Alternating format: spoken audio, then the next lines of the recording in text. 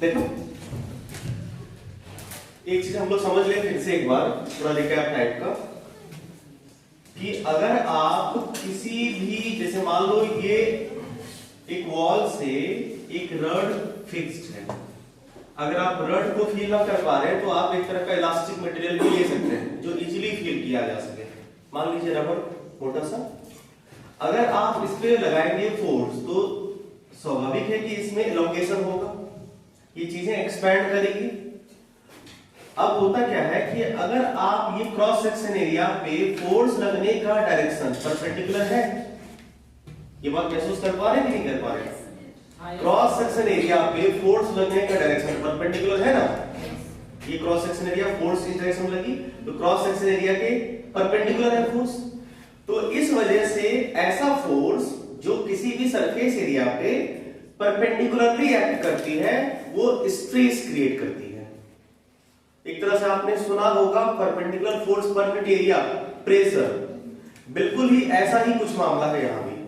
तो वो क्या करती है इस पे, ये जो फोर्स परपेंडिकुलर एरिया होता है ये स्ट्रेस क्रिएट करती है, और ड्यू टू स्ट्रेस इसमें होता है एलोंगेशन जिसको स्ट्रेन कहते हैं। स्ट्रेस की वजह से चीजें अब डिफॉर्म हो जाती है। एक सुटेबल स्ट्रेस हम लोग लगाएंगे तो चीजें डिफॉर्म होगी, तो ये जो डिफॉर्मेशन होता है उसके शेप, साइज, लेंथ, वॉल्यूम, इसे कहा जाता है स्ट्रेन। और स्ट्रेन का जो काउज है, हाँ छोड़ना नहीं था, तुम किसी को ठोकी तुमको कोई ठोका,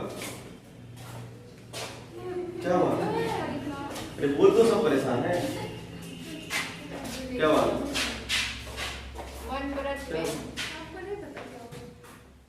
ठीक है, यही सुनना चाहते थे। खत्म आदमी से अच्छा तो ऐसे ही बोलते तो बैठी नहीं बैठी, आज जगह ठीक है। कुछ लग रहा है ना ठीक परिसर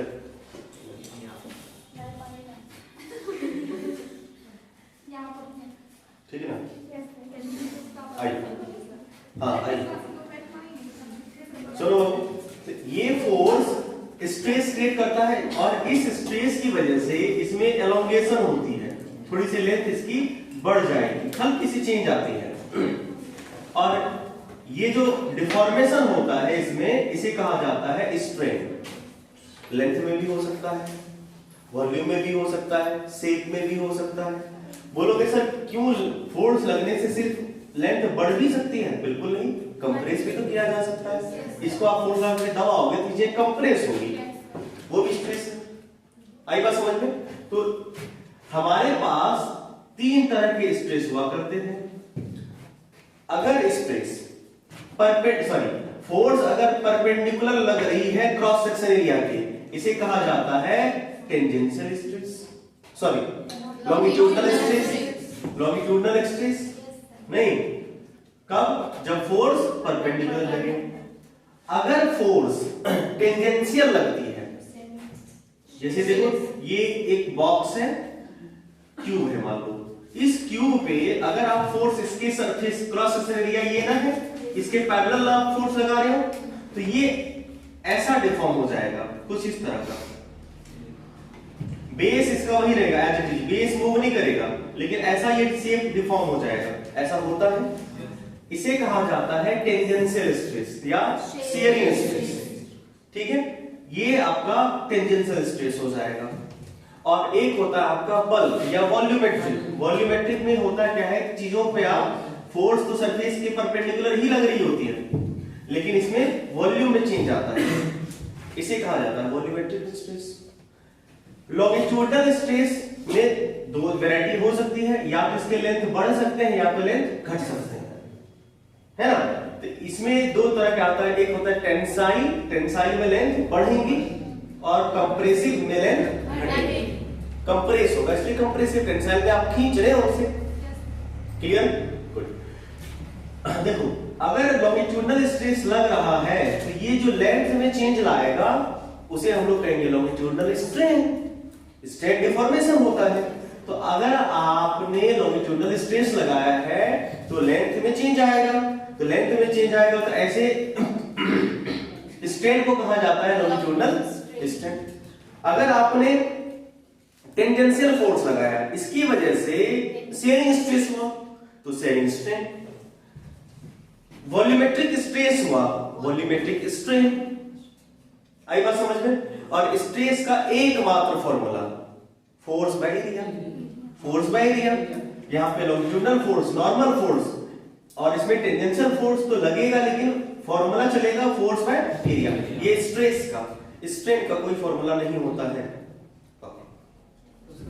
फॉर्मूला होता है ना स्ट्रेन का। देखिए स्ट्रेस समझ में आया। अब स्ट्रेस की वजह से होगा क्या? स्ट्रेन। ध्यान से समझिए, stress scalar vector tensor, stress stress stress बहु tensor physical quantity. Yes sir. Stress बताया क्या? वेक्टर था, टेंसर था, टेंसर था ना, टेंसर था तब। और एसआई यूनिट इसका जो पास्कल प्रेशर का होता है। गुड। आइए अगर स्ट्रेन की बात करें तो स्ट्रेन हो जाता है आपका कौन सा? एक तो हो जाएगा आपको लेंथ में चेंज बाय कितने लेंथ में? चेंज इन लेंथ, हाँ बाय टोटल। देखो स्ट्रेस का फॉर्मूला होता है change in configuration by original configuration. Configuration में कितना चेंज हुआ, कितने में, ओरिजिनल कितना था। तो जैसे लेंथ की बात करें, अगर हम लोग लॉन्गिट्यूडनल स्ट्रेन की बात करें तो चेंज इन लेंथ, क्योंकि लॉन्गिट्यूडनल में तो लेंथ में चेंज होती है, लॉन्गिट्यूडनल से लेंथ याद रखेंगे तो change in length original length. अगर हम शेयरिंग की बात करेंगे तो शेयरिंग में क्या होगा? Change in shape by original shape, change in shape by original shape. अगर हम लोग वॉल्यूमेट्रिक की बात करेंगे तो change in volume by original volume. ऐसा ही होता था। क्लियर है? Very good. तो ये बात थी स्ट्रेस और स्ट्रेन की। यहां तक तो सबको क्लियर हो गया। स्ट्रेन निकालने का तरीका original sorry change in configuration by original configuration. Clear? कितने उनके शेप, साइज, वॉल्यूम, लेंथ में चेंज हुआ और उसका ओरिजिनल लेंथ था कितना, इसी के रेशियो को स्ट्रेन बोलेंगे। क्लियर है? स्ट्रेस क्लियर हो गया, स्ट्रेन क्लियर हो गया। अब एक सिंपल सा ऑब्जर्वेशन, अगर मान लो आप ज्यादा स्ट्रेस लगाओगे तो स्ट्रेन भी तो ज्यादा होगा, up to a certain limit. Up to a certain limit आप जितना ज्यादा स्ट्रेस लगाओगे उतना ज्यादा ही एलोंगेशन होगा, उसके शेप साइज में चेंज आएगा, मतलब उसमें उतना ही ज्यादा स्ट्रेन होगा। तो stress is proportional to strain. ऐसा किसने कहा? Hooke's law. इसे कहा जाता है हुक्स लॉ। क्लियर है? Stress is proportional to strain. Hooke's law यही है, याद रहेगा। Up to a small deformation, मतलब कह सकते हैं इलास्टिक लिमिट या स्मॉल डिफॉर्मेशन के लिए। ठीक है, हम लोग ये चीजें को और बारीकी समझेंगे स्ट्रेस स्ट्रेन कर्व में, जो अगले क्लास में होगा। Stress proportional to strain. अगर हम ये बात करें तो आप ध्यान से देखिएगा कि स्ट्रेस और स्ट्रेन का कुछ कांस्टेंट आएगा, प्रोपोर्शनलिटी साइन है तो कुछ कांस्टेंट ही रहेगा। ये बात आपको सबसे पहले ये तो ऑलरेडी पता ना। गुड। यहाँ पे कांस्टेंट जो आता है इसको हम लोग कहते हैं E। एक बार याद रखिएगा, स्ट्रेस का यूनिट प्रेशर का यूनिट होगा न्यूटन पर metre square, but strain doesn't have unit. क्यों? क्योंकि similar physical quantity. Change in volume by original volume, कहां से यूनिट बचा? Length by length. Change in volume by original volume, कहां से बचा यूनिट? क्लियर है? No unit no dimension. किसका? स्ट्रेन का। आई बात समझ में? तो फिजिकल क्वांटिटी की तो बात करनी ही नहीं है। ये तो सिंपल एक फैक्टर होता है, एक रेशियो होता है सिमिलर फिजिकल क्वांटिटी का। तो स्ट्रेस बाय स्ट्रेन एक कांस्टेंट आता है और इस कांस्टेंट को हम लोग कहते हैं E, modulus of elasticity. Simple. क्या कहेंगे इसे? Modulus of elasticity. क्या होता है? Stress by strain. क्लियर है? पक्का? Stress clear, strain clear, stress और स्ट्रेन में रिलेशन क्लियर। देखो मान लो हम लोगों ने अभी सीखा है कि इलास्टिसिटी जो होती है, मॉडुलस ऑफ इलास्टिसिटी, वो होती है, यहां पे कंफ्यूजन होती है, क्या स्ट्रेस बाय स्ट्रेन की स्ट्रेन बाय स्ट्रेस। तो कैसे याद रखना है वो तुम जानो, तुम्हारी परेशानी। बस ये ध्यान रखना है कि स्ट्रेस मतलब strain is proportional to stress, याद रखना बिल्कुल। तो ये होता है स्ट्रेस बाय स्ट्रेन, ऐसे भी स्ट्रेस बाय स्ट्रेन। कैसे याद रखोगे? जैसे मन करे वैसे याद रखो, जैसे भी मन करो। सुनो, अब अगर मान लो यहां पे हमने लॉन्गिट्यूडनल स्ट्रेस की बात करें, ध्यान समझिएगा, अगला तीनों बोर्ड में यही 3 बात बताई गई है, ये समझ में आया? अगला 3 बोर्ड सोच जाओ। लॉन्गिट्यूडनल स्ट्रेस बाय अगर लॉन्गिट्यूडनल स्ट्रेन की बात करें, ये भी तो मॉडुलस ऑफ इलास्टिसिटी ही होगा, लेकिन कौन सी वाली? इसे कहा, ध्यान सुनो, लॉन्गिट्यूडनल स्ट्रेस, इसके सामने देखो, अगर मॉडुलस ऑफ इलास्टिसिटी आपको याद है तो 3 फॉर्मूले फ्री में याद हो जाएंगे आपको। अगर longitudinal stress by longitudinal strain, तो ये वो कहलाएगा Young's modulus, Young's modulus of elasticity. आई बात समझ में? अगर लेंथ वाली बात आएगी तो वो यंग्स मॉडुलस कहलाती है, वो जो इलास्टिसिटी आएगी उसे यंग्स मॉडुलस ऑफ इलास्टिसिटी कहते हैं। क्लियर है? पक्का? बिल्कुल। उसके बाद आपका हो जाएगा, अगर यहां पे हम लोग volumetric stress by volumetric strain, तो bulk modulus, bulk modulus of elasticity. Clear है? पक्का? गुड। और हाँ, अगर हम लोग shearing stress by shearing strain की बात करेंगे तो उसे कहा जाता है मॉडुलस ऑफ रिजिडिटी। देखो रिजिडिटी क्या होता है कि आप उसे, जैसे मान लो शेप है, उस शेप को आप बिगाड़ना चाहते हैं लेकिन वो बड़ी रिजिड है, बहुत ज्यादा रिजिड है, तो आप उसके शेप को बिगाड़ने में जाते आपको फोर्स लगाने पड़ेंगे। ये मॉडुलस ऑफ रिजिडिटी का शेप में डिफॉर्मेशन की वजह से। तो यहाँ पे शेयरिंग स्ट्रेस, शेयरिंग स्ट्रेन, 3 चीजें याद होगी फ्री में। लॉन्गिट्यूडनल स्ट्रेस, अगर आपको स्ट्रेस बाय स्ट्रेन इलास्टिसिटी होती है तो बस मॉडुलस का नाम याद रखना है। लेंथ वाले में यंग्स नहीं, वॉल्यूम वाले में ऐसी भी वॉल्यूमेट्रिक या बल्क होता है, बोले थे। और शेयरिंग में आपको पता है रिजिडिटी, रिजिडिटी। बताइए, यही चीजें आसान सा याद रहेगा, एकदम जुबान पे आपको रहेगा।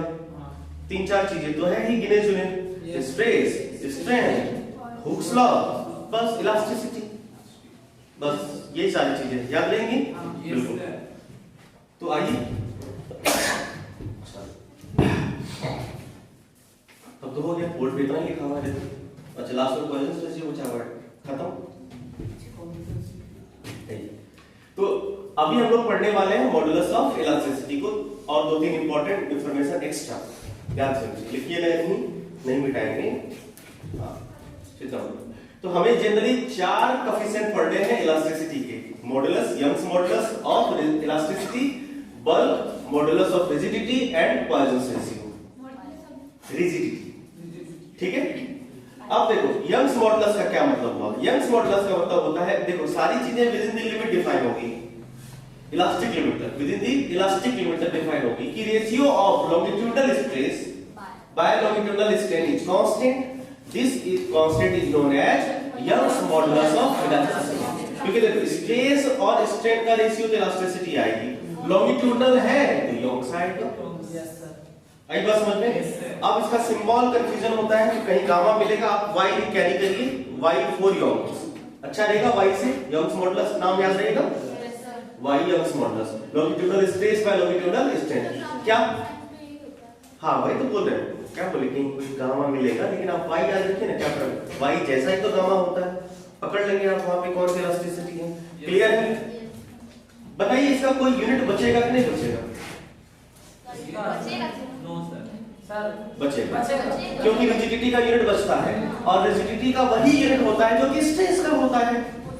भाई स्ट्रेस बाय स्ट्रेन का रिजिडिटी ना, तो स्ट्रेन का तो कोई यूनिट रहा नहीं, स्ट्रेस का जो यूनिट होगा वही होगा सारे रिजिडिटी का यूनिट, इसलिए रिजिडिटी यूनिटलेस नहीं है। कंफ्यूजन है, ध्यान रखिएगा, रिजिडिटी का यूनिट होता है, सॉरी बोले इलास्टिसिटी का यूनिट होता है। और कौन सा यूनिट? जो स्ट्रेस का होता है। क्लियर है? ध्यान देंगे इस बात का। Very good.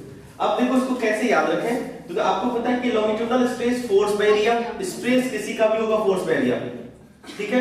अब किस टाइप का फोर्स ये याद रख पाए तो बढ़िया, जैसे लॉन्गिट्यूडनल में परपेंडिकुलर फोर्स नहीं, और अगर आपको स्टेयरिंग में होगा तो वो साइड टेंजेंशियल फोर्स होगा, ठीक, ध्यान रखेंगे। और स्ट्रेन होता है change in length bye original length, ये होता है longitudinal strain change in length bye original length. देख हमने इसमें F फोर्स लगाया क्रॉस सेक्शन एरिया में L से डेल L का चेंज हुआ। इसमें एक चीज अभी फिलहाल स्मॉल लेवल पे इग्नोर की जाती है। आपको ये बात स्वाभाविक है कि होना ही चाहिए कि अगर एक साथ खिंचाएगा तो वॉल्यूम कांस्टेंट रखना है, तो एरिया में कुछ ना कुछ ये पतलापन तो आएगा ना। अभी तक इसे इग्नोर करना है, अभी इसे इग्नोर करना है, ये बात आएगी यहाँ पे, ये पतलापन पे, ठीक है। हम लोग अभी मान के चलते हैं कि एरिया में बहुत ही स्मॉल का चेंज आया, क्योंकि बहुत स्मॉल लेंथ में चेंज भी तो हुआ। क्लियर है? तो इसे एरिया रिमेन कांस्टेंट अभी फिलहाल मान लेते हैं तत्काल। तो फॉर्मूला क्या बनेगा? F by del L by, ये क्या है? स्ट्रेन, और ये है स्ट्रेस। इसको चाहो तो आप सॉल्व करो, F by del L by L। इसको इस फॉर्मेट में या ये डेफिनेशन के तरीके से याद रखोगे, तुम्हारी मर्जी। क्लियर है सर? और यूनिट क्या बचेगा? वही पास्कल बचेगा इसमें भी, जो उसका डायमेंशन होता है, ये डायमेंशन की कैरी करेगा। ये सवाल बड़ा फेमस है, ठीक है। खुद के वेट की वजह से कोई भी वायर में, रड में कितना एलोंगेशन होगा? आप स्वाभाविक बात है कि आप ये इमेजिन करिए कि एक वायर है जिसका वेट काफी ज्यादा है, तो वो क्या खुद के वेट को की वजह से थोड़ा सा एलोंगेशन उसमें नहीं होगा? mg की वजह से नहीं होगा, खुद के mg की वजह से एक्स्ट्रा लगाओगे तो होगा ही होगा। ये पूछा जाता है कि खुद के वेट की वजह से कितना एलोंगेशन होगा। इसका डेरिवेशन है, लेकिन सिंपल फॉर्मूलिक तरीके से आप याद रख सकते हैं। देखिए आपको पता है कि यंग्स मॉडुलस जो होता है, हमको एलोंगेशन निकालना है खुद के वेट की वजह से, मतलब डेल एल फाइंड करना है। सवाल ये है, एलोंगेशन मतलब del L, change in length, change in length find करना है। तो फॉर्मूला क्या बनेगा? चेंज इन लेंथ, इसकी जगह पे ये आ जाएगा y की जगह पे FL by A area of cross section और यंग्स मॉडुलस। क्या आप किसी वायर को जब खींचते हैं तो गामा या y उसका चेंज होगा? भाई ये यंग्स मॉडुलस क्यों चेंज होगा? मटेरियल पे डिपेंड करेगा ना, वो क्यों चेंज होगा? खींचने या कंप्रेस करने से यंग्स मॉडुलस थोड़े चेंज होता है, रिजिडिटी चेंज होती है क्या? नहीं। तो ये तो एज इट इज ही रहेगा। अब बताइए कितना फोर्स लग रहा है? जितना इसका वेट है, ये कितने फोर्स की वजह से एलोंगेट होने वाली है? जितना इसका खुद का वेट है, तो फोर्स तो mg लगा। लेंथ कौन सा लेते हैं? लेंथ कौन सा लेते हैं? याद रखिएगा, रड है, फिर बोल रहे हैं आप लोग, फिर गलती कर रहे हैं, इसका सेंटर ऑफ मास से। लेंथ हमेशा सेंटर ऑफ मास से लेते हैं। इनर क्यों ले रहे हो? इनर से क्यों ले रहे हो? लेंथ हमेशा सेंटर ऑफ मास से लेंगे, तो लेंथ सेंटर ऑफ मास से लोगे, top from the top L/2। तो लेंथ क्या होगा लोगों? L/2। A area cross section pi r square वगैरह रहेगा, और गामा तो गामा ही रहेगा। आपको इसके अलावा और कोई फॉर्मूला याद नहीं, तरीका बस यही याद रखना है। इसके बाद फिर तामझाम है, लेकिन आपको रखनी पड़ेगा। क्या रहेगा ये? पक्का? चलिए एक सवाल है, सवाल पढ़ के सुनाते हैं। क्या है कि कह रहा है कि हमारे पास वायर है एक का, जिसका लेंथ L है और एरिया क्रॉस सेक्शन A है, hanging from a fix support, ठीक है।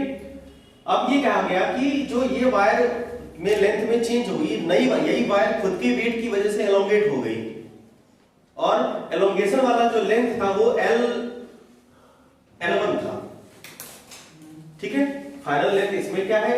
ये जो L1 है, इसमें आपको ध्यान दीजिएगा कि ओरिजिनल लेंथ प्लस जो लेंथ में चेंज आया, ये दोनों मिलके हुआ ना बाबू, ठीक है। हमसे पूछा गया है, बताइए इसका यंग्स मॉडुलस कितना होगा? यंग्स मॉडुलस का क्या होगा बताएंगे आप लोग? यंग्स मॉडुलस y पूछा है आपसे, निकालो y निकालो, जल्दी निकालो। इस ऑप्शन में से कोई एक होगा, जल्दी करो।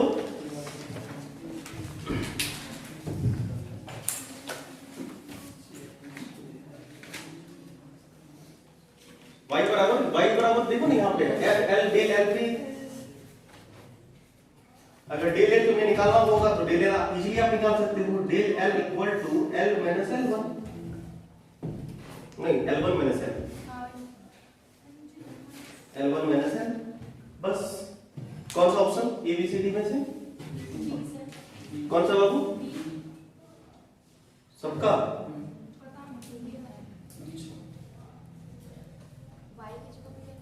y को फाइंड करना है, expression of Young's modulus,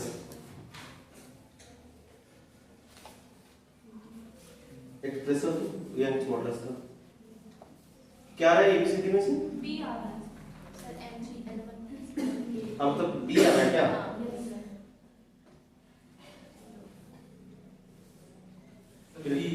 B कौन सा है? बी। देखो ना y निकालना है ना, तो y बराबर सिंपली है F L by del L A, ये होता है। ये ऐसे काट मत देना बाबू, ये ओरिजिनल लेंथ की चेंज लेंथ है, नहीं कटोगे फोर्स कितना लगेगा जितना इसका mg होता है। l क्या होता है? लेंथ। ओरिजिनल लेंथ कितना बोला है? Very good. l बोला तो l यूज करोगे, वेरी गुड। और original sir l plus base. हाँ बोलो बोलो, ओरिजिनल लेंथ कितना था? इनिशियल लेंथ ओरिजिनल लेंथ होता है। देखो ऐसे हालांकि अगर l नहीं l/2 लेंगे सर, ओरिजिनल तो वही ना था, वो तो खुद ही l/2 में। आई नो वो जहां पे mg चल रहा है वही ना ओरिजिनल है। उसमें एलोंगेशन के बाद वो ना हुआ सर, अच्छा खुद ही आई नो क्या बोला? D number d D mgl और डेल l कितना हुआ? l1 minus l into a। इसमें कहां कुछ करना था? इसमें कहां कुछ करना था? कैसे b आ रहा है? b का sine sir l d for ढोलक, ढोलक वाली दिल्ली वाला। b फॉर बकलोल बोली थी कि d for Delhi? d for doll बोले थे सर। चल कौन सा होगा? d।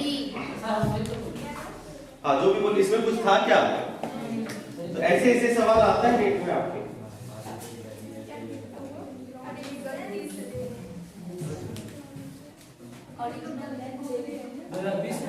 यस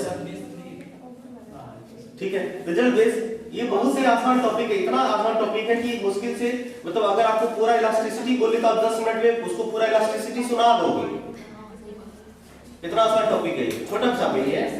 तो इससे क्वेश्चन आते हैं और ऐसे simple simple formula based result based question आएगा, सिंपल साधारण सा। क्लियर है? गुड। आगे बढ़े क्या? ये क्लियर है? आगे बढ़ते हैं। चलिए ये तो यंग्स मॉडुलस की बात होगी। आगे हम लोग आते हैं बल्क मॉडुलस में। वहां है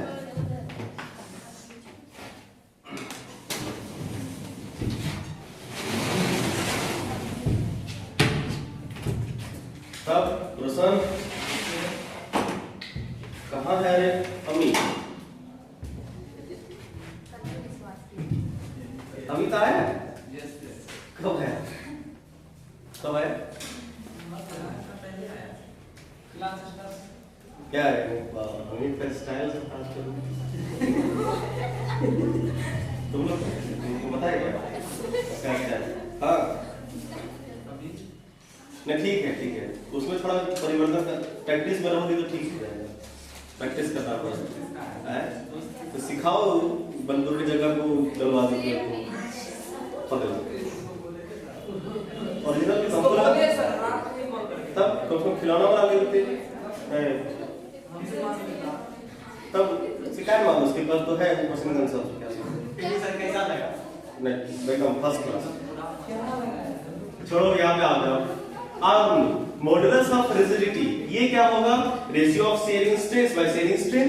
शेयरिंग स्ट्रेस कैसे निकालोगे? Tangential force per unit area और स्ट्रेन बता दें 10 फाई 10 फाई से तो ये फाई बता देगा तुम्हें क्या कितना स्ट्रेन आया है। फाई बता देगा कितना। ये 10 फाई क्या हुआ करता था? देखो जरा, देखो ये 10 फाई क्या हुआ करता था? देखो आपने टेंजेंशियल फोर्स लगाया। हाँ सर कौन क्या हुआ? अच्छा बल्ब पहले बता देगा। कोई बात नहीं, चलो एक ही बात है ना, बताया उधर दोनों कितने। अच्छा ठीक है, ठीक है, कोई बात नहीं। बल्क में तो पता ही चाहिए आप लोगों को, बल्क में कौन सी बड़ी बात है। तो change volumetric stress by volumetric strain, तो वॉल्यूमेट्रिक स्ट्रेस का सबका फार्मूला फोर्स का area minus dv by v। देखो change in volume by v, ये हाँ अब यही माइनस क्यों लगा, देखो माइनस साइन इंडिकेट्स और decrease in volume with an increase in stress. अगर आप स्ट्रेस बढ़ाते हो, दबाते हो, तो वॉल्यूम में डिक्रीजमेंट होगी कि इंक्रीजमेंट होगी? डिक्रीजमेंट होगी ना, आई बात समझ में। तो इस ये माइनस साइन इस चीज को दिखाता है कि अगर आप स्ट्रेस बढ़ाएंगे तो वॉल्यूम डिक्रीज करेगा, घटेगी। Yes sir. और कोई बात नहीं, क्लियर है?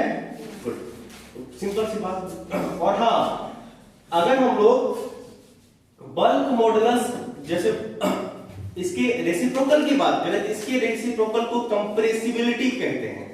Reciprocal of bulk modulus of elasticity is known as compressibility. Bulk modulus को K या B4 बल्क भी कह सकते हो। क्लियर है? इसमें चेंज किसमें होता है? इसमें वॉल्यूम से रिलेटेड बात की जाएगी, स्ट्रेस, वॉल्यूमेट्रिक स्ट्रेस और वॉल्यूमेट्रिक स्ट्रेन की बात की जाएगी। क्लियर है? बोलो यस सर। गुड, अब आ जाएगा। हाँ, तो अब ये बता रहे थे कि इसमें ये फाई क्या होता है, जरा देखो तो। आप अगर ये टेंजेंशियल फोर्स लगाओगे तो ये क्या होगा कि इसके शेप में डिफॉर्मेशन होगा। Yes sir. कौन हो रहा है? मत रो, चुप हो जा, हुआ सो हुआ। नहीं सुना तुम लोग गाना? Yes sir. हाँ, बाकी होमवर्क गाना सुन के आए।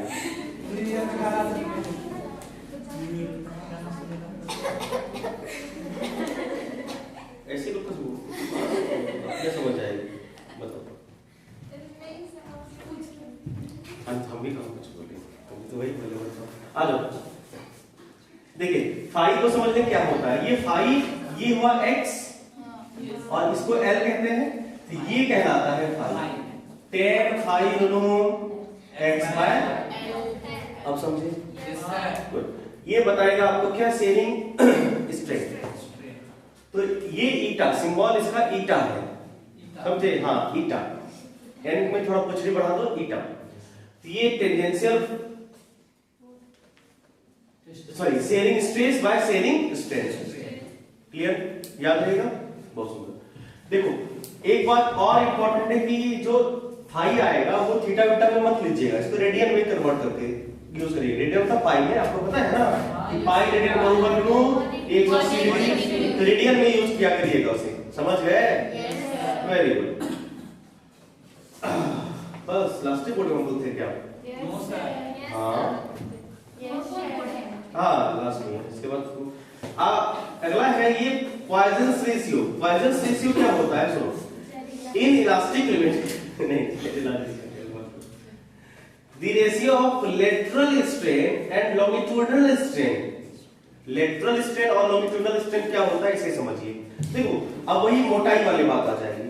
स्वाभाविक बात है कि ये एक मान लो वायर है, क्या समझिएगा लोग, इस वायर का मान लो ये है डायमीटर कैपिटल D, कोई दिक्कत? और ये रहा वायर का लेंथ, समझना लोग, ये वायर का लेंथ रहा L।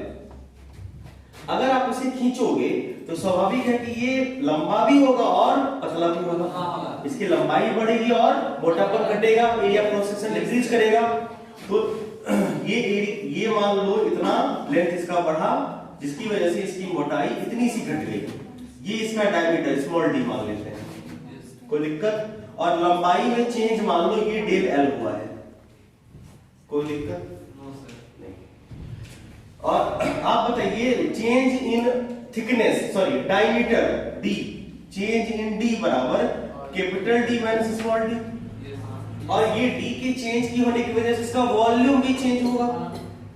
Total volume remain constant रहेगा, लंबाई छोटा होगा, ये चीजें बदलेंगी। उसके बाद अगर लेंथ की बात करें तो आपको पता है कि चेंज इन लेंथ बराबर इतना माइनस इतना, चेंज इन लेंथ कितना हुआ है, ठीक है? तो इसे कहा, देखो ध्यान दो, एक होता है लेटरल स्ट्रेन, वॉल्यूम नहीं अगर इस लेवल तक बात करें तो वॉल्यूम चेंज हुआ। टोटल वॉल्यूम अभी बोली तो नहीं कि टोटल वॉल्यूम कांस्टेंट रहेगी, ये बात भी बोले हैं तो ये बात स्किप कर गया रिकॉर्डिंग। टोटल वॉल्यूम भी कांस्टेंट रहेगा। अब यहां तक अगर हम ऑब्जर्व करें तो वॉल्यूम में चेंज हुआ है, अगर यहां पे ऑब्जर्व करें तो टोटल वॉल्यूम कैसे चेंज होगा? तो d माइनस d, तो यहां पे ये पॉइजन रेशियो देखो, यंग्स मॉडुलस का यूनिट पास्कल, बल्क मॉडुलस का पास्कल, ठीक है, मॉडुलस ऑफ रिजिडिटी का भी पास्कल, पॉइजन रेशियो का पास्कल नहीं होगा, इसका कोई यूनिट होगा ही नहीं, क्योंकि ये स्ट्रेन और स्ट्रेन का रेशियो है। ये बात ध्यान में आपने दिया, लेटरल स्ट्रेन और लॉन्गिट्यूडिनल स्ट्रेन। लॉन्गिट्यूडिनल स्ट्रेन होता है लंबाई वाली चीज, आई बात समझ में? तो ये लेटरल स्ट्रेन और लॉन्गिट्यूडिनल स्ट्रेन का रेशियो होगा। लेटरल स्ट्रेन को बीटा और लॉन्गिट्यूडिनल स्ट्रेन को अल्फा कहेंगे। हाँ, अब ये बीटा क्या होगा? तो लेटरल स्ट्रेन ये वाला स्ट्रेन जो इसके डायमीटर में चेंज आया है, डायमीटर में चेंज आया, इसे कहा जाता है लेटरल स्ट्रेन। समझ गए? तो डायमीटर में चेंज कैसे होगा? Change in diameter by original diameter, change in diameter by original diameter. आई बात समझ में? क्या हम इसे देखो, इसको लिखने का तरीका क्या, हम या तो इसको ये लिखो, क्या हम इसे ये लिख सकते हैं क्या? Minus D plus D by D लिख सकते हैं क्या? ये माइनस अगर इधर कॉमन ले आएंगे तो minus D change in D बराबर D minus D by D, एक ही बात है। ऐसा लिखा हुआ आपको बुक में दिखेगा, इसीलिए कोई फर्क नहीं पड़ता है। आपको ये पता है ना, चेंज कभी भी नेगेटिव में होता नहीं है। तो change in diameter by original diameter क्या कहलाएगा? Lateral strain. और लॉन्गिट्यूडिनल तो आपको पता है चेंज इन लेंथ होता है। बोलिए, change in length bye original length क्या कहलाएगा? Longitudinal strain. इसी बीटा और अल्फा का जो रेशियो होगा इसे हम लोग कहेंगे पॉइजन रेशियो। बोलिए, पॉइजन रेशियो क्या होगा? लेटरल, यानी कि ये जो डायमीटर में चेंज आया, lateral strain by longitudinal strain का रेशियो पॉइजन रेशियो कहलाएगा। बोलिए, यहां तक किसी को कोई समस्या? पक्का 100% याद रहेगा ये? अब तो नहीं समझ ना, कोई बात नहीं, बाकी बात हम लोग करेंगे कॉल। सुनो, पहले इतना नोट कर लीजिए आप लोग, अभी टाइम है 5 मिनट, कुछ बात बता देते हैं।